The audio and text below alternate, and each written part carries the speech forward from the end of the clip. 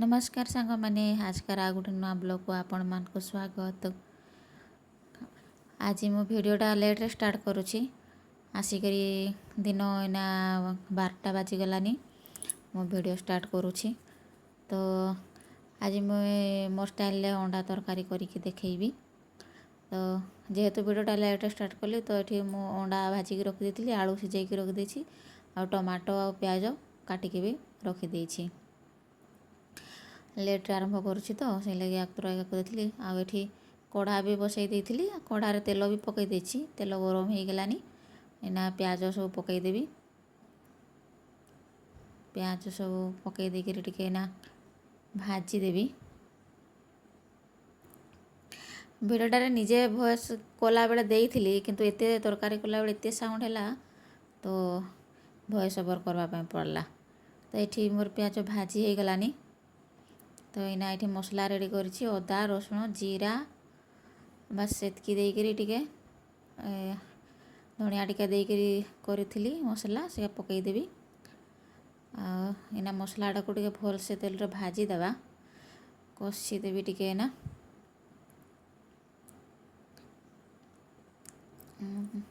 तो ये मसला मोर कषि हो गलानी। तो से टिके हळदी गुंड आउ टिके अल्प टिके खाली ना लंका गुंड पकईदेली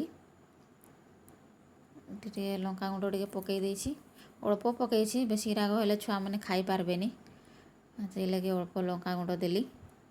तो एना आउ टिके मसलाटा को कषिदेवी।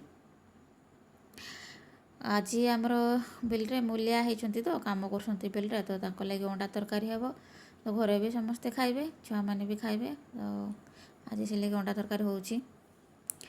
तो ये मसला मोर कषि हो जाइथिला आ टमाटो भी पकई देइथिली। तो टमाटो को टिके आगे मसला सांगरे ना भाजी देवी लुण भी से टिके पकई देइछि टमाटो को आ मसला आउ थे टिके भल के भाजी देवी। यहाँ बाबू आमर ये बसची आलू सिझेकी रखी तरकारी करबी बोली से नहीं करी खाईदेला से फाड़े खाई देकर खाई खाई से बसी आ देखुची कि करा होउची।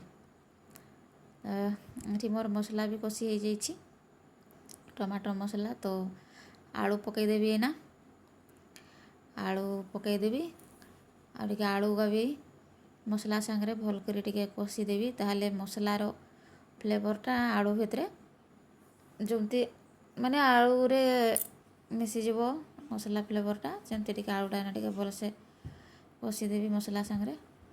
तो ये मो छुआ दुईटा तार दादा सांगरे बसचन सी तार बस दादा सांगरे ये तार एपट सेपट होउची ये तो केते बेले भी चुप है कि पिला नहीं सी तार एपट सेपट सब बेले होउथबो जाइकरी बसला सेठी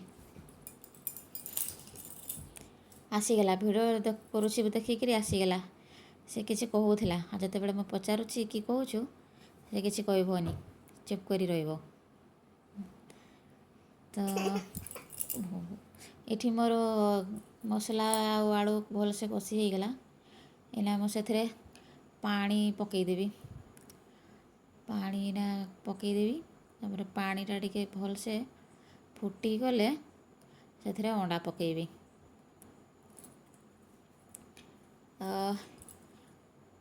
इठी आटे पानी पकई दउची जदि आलूटा टिके अधे भी माने सिझी थोनी भलसे सिझीज। तो ये देखुन मोर ये पानी भी पूरा भलसे फुटी जाइए। तो ये जो अंडा रखी थी भाजिकी ये सब ए ना पकईदेवी अंडा पकई सारा ना 5 मिनट से पानी सांगरे फुटवाई देवी। तापर टिके झोलड़ा टिके मरी आसले ओल्हेदेवी। तो ये मुझे कहूँ जे अंडा तरकारी तो समस्ते करती बस मु मोर साधा सिंपल घरे जमती करे अल्प तेल मसला देकर सेगा ही देखी नले तो अंडा तरकारी किए जानी समस्ते जानी थे सेगा ही ये कहूली आउ कि नहीं। तो ये देखुन मोर अंडा तरकारी रेडी हो गलानी झोल भी मरीगलानी मैंने हल्का झोल मरी जाइए गरम मसला भी टे पकई थी से मुझे देखी नहीं। तो यहाँ ओल्हेदेवी। तो ये देख सांग मैंने हो गला आमर सादा सिंपल अंडा तरकारी।